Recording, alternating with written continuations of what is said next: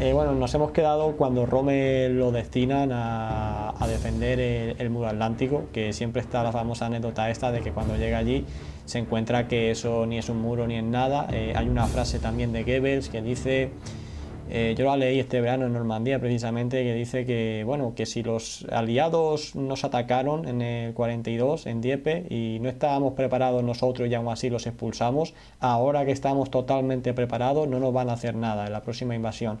Algo así. Bueno, el caso es que llega Rommel allí, se da cuenta de que el muro atlántico es un mito, de que eso es propaganda, de que ahí las defensas son malísimas y está siempre, ¿no? Pues esto que se dice que Rommel reactiva de una forma muy fuerte todas las defensas y en el tiempo que él llega allí, que si no recuerdo mal, hablo de memoria, no sé si es a finales del 43 o principios del 44, cuando lo destinan allí a la zona de Normandía, pero bueno, que empieza, como digo, a acelerar todos los trabajos de defensa, ¿no? Sí, sí, sí, no. O sea, llega a principios de 1944. Al principio tiene como la prerrogativa de inspeccionar, pero no tiene mando de los soldados. El mando en el oeste es von Rundstedt. Mm. Pero lo que le ocurre a los alemanes es que primero no tienen medios, porque Rusia lo absorbe Absorbe. todo. Las divisiones del muro del Atlántico, excepto unas cuantas, son de segunda calidad o de tercera calidad.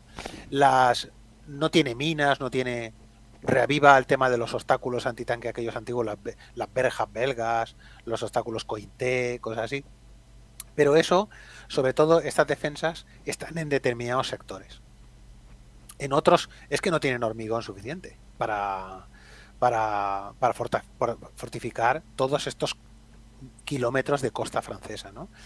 Entonces, bueno, se conforma con fortificar determinados sitios donde se cree que es más probable el desembarco y pues rezar para que, en fin. Pero lo que ocurre es que los aliados van a poner en juego una gran cantidad de ingenio para salvar los obstáculos, desde los carros de combate, aquellos especiales, los Fannis, ¿no? de Hobart, etcétera, etcétera, ¿no? Hay muchas cosas. Nuevamente, por cierto, es el viejo rival de Rommel el que va a planear el asalto, que es Montgomery, porque es Montgomery el autor del plan del plan terrestre, de la batalla terrestre, ¿no? Entonces Rommel hace lo que puede, hace más kilómetros que, vamos, aquello es tremendo, porque no sé cuántos miles de kilómetros hace de inspección, pero lo que sí que es cierto es que aquí tiene un problema, el alto mando alemán no se pone de acuerdo, que es el tema de cómo van a emplear las divisiones Panzer. Eh, Rundstedt, que es el comandante jefe del oeste, y Jair von Schweppenburg, que es el jefe del grupo blindado del oeste, ellos quieren concentrar a las fuerzas Panzer alemanas en un solo grupo blindado y al otro lado del Sena, al este del Sena, y prepararlo como un elemento de contraataque y dejar que los aliados entren en Francia y entonces caer Ujú. sobre los flancos. Pero Rommel, que de hecho es el único general alemán, excepto en Italia, ¿no? Pero es el único general alemán que en el desierto ya ha experimentado lo que es la supremacía total aérea aliada, les dice, es que no van a poder mover los carros de combate. O sea, es que ellos dominan el aire. O sea, a mí me ha pasado. Es decir, me ha pasado en Alam el Halfa, en el Alamein, luego en la persecución. Es que no hay manera. O sea, es que cualquier vehículo alemán que se mueva por la carretera es blanco. Y es decir, que o se da la batalla en la playa o la batalla la tenemos perdida. Porque en cuanto pongan un pie y tengan suficientes hombres y con la aviación que puede venir de Inglaterra, ya, ya estamos perdidos, ¿no? Ujú. Entonces hay un debate ahí entre uno y otro y otro, y finalmente Hitler opta como por una solución a medias.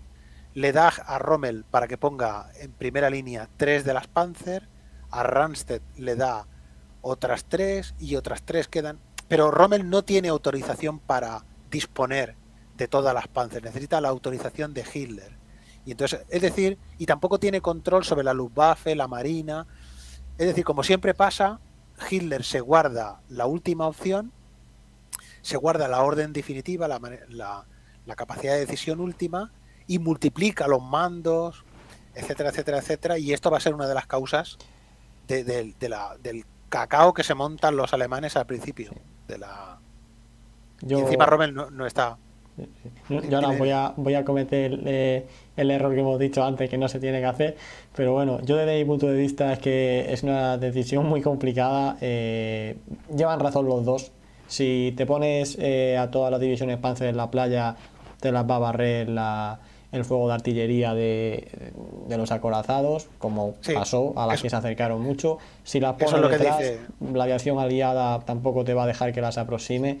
Pero yo creo que tal vez lo más importante hubiera sido lo que tú acabas de comentar, y es estuvieran como estuvieran colocadas, hacerlo el mando mucho más flexible, ágil y con una capacidad de reacción lo más fuerte posible, sin tanta cadena de mando y demás.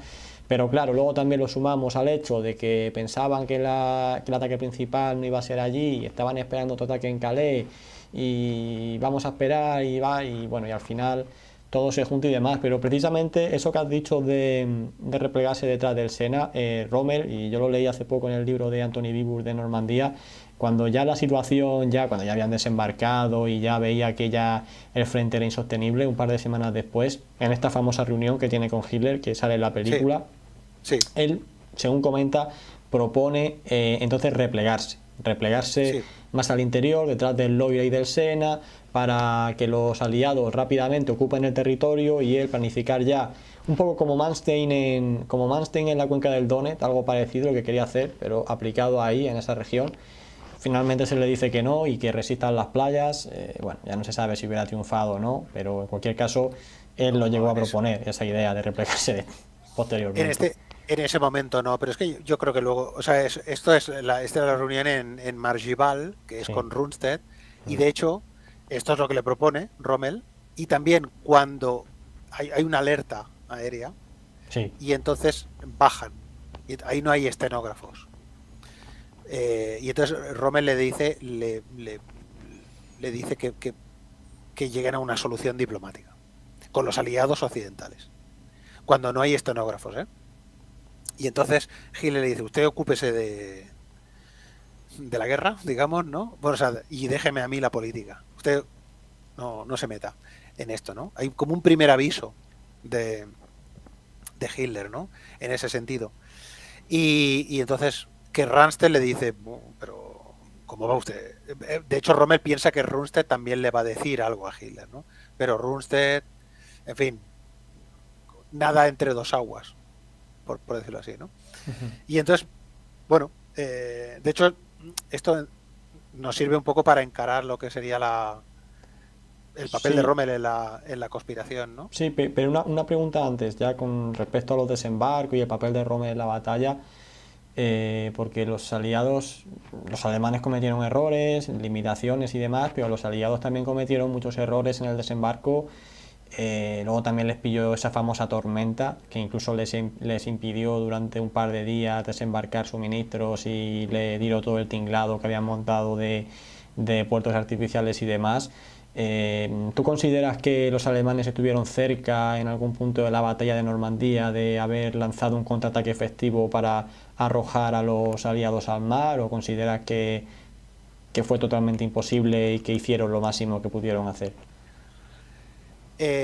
Yo creo que, digamos, en las primeras horas fue bastante ajustadito, aunque de todas maneras dificultades los aliados tuvieron solo en Omaha, pero durante unas horas, o sea.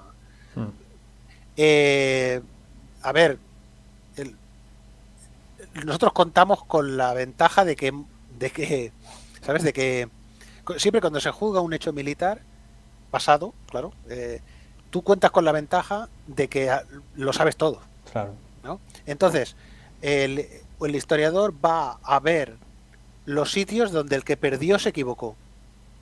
Pero en el momento no lo sabían que se estaban equivocando o no.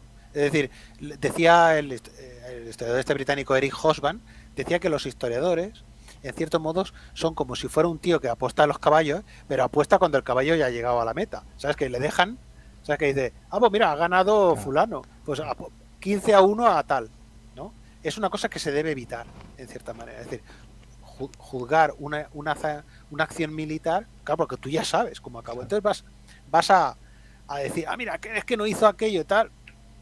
Perdió por eso. Pero es que él no lo sabe en ese momento. Nadie sabe nada. Además, si hay una cosa en la que nadie sabe nada es en la guerra. Es como decían en los lobos de Washington, ¿no? Que cuando les desaparece el dinero, que dice, pero el dinero no desaparece así como así. Y el otro le dice, el dinero es lo único que desaparece, así como así. Pues lo mismo, o sea, en la guerra es que durante las operaciones es que lo que llaman niebla de guerra. Es que van pasando los minutos y las horas y es muy difícil que alguien se haga una idea. Casi te diría que el que finalmente consiga hacerse una cierta idea de lo que está pasando, ese va a ganar seguro, porque es que todo el mundo está despistadísimo en verdad, ¿no? Entonces es fácil decir, entonces yo ahora mismo no sé responderte, no sé responderte. Podría responderte diciendo si hubieran, estas cosas que siempre, esto de estratega de salón, ¿no? Por decirlo, si hubieran hecho ya, bueno, tío, pero tú lo sabes. Tal vez la pregunta sería si consideras que estuvieron, ya no es que se equivocaron o no, pero ¿se estuvo cerca de truncar la operación o desde tu punto de vista?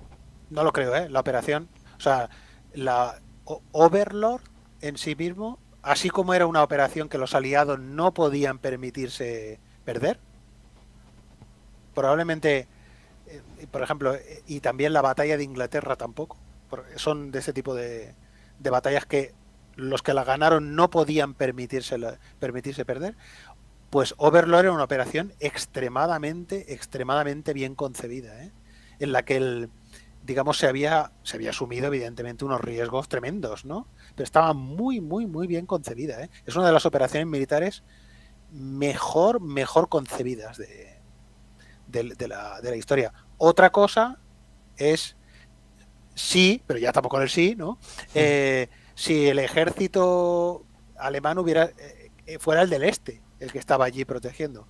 Pero claro, entonces la Segunda Guerra Mundial había sido una cosa completamente diferente, ¿no? Porque es que las divisiones alemanas que había en el muro, fíjate la diferencia, ¿no? Tú lo sabes.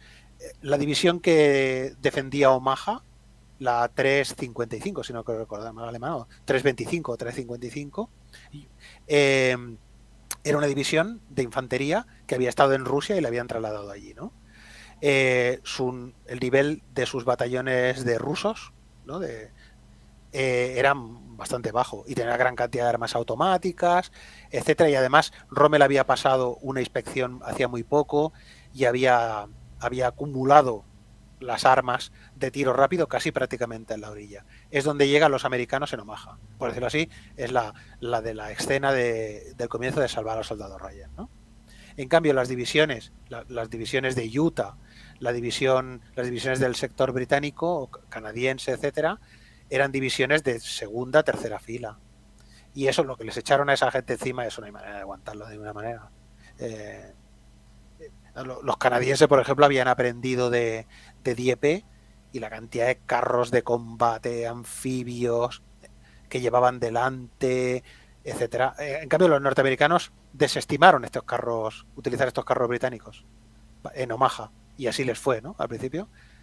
Es decir, que era una operación muy bien hecha, con engaño. De hecho, la operación Fortitude engaña a Rommel, engaña a Hitler, etcétera. Yo creo que tenían muy pocas probabilidades los alemanes de rechazar la invasión con los medios que tenían. Sí.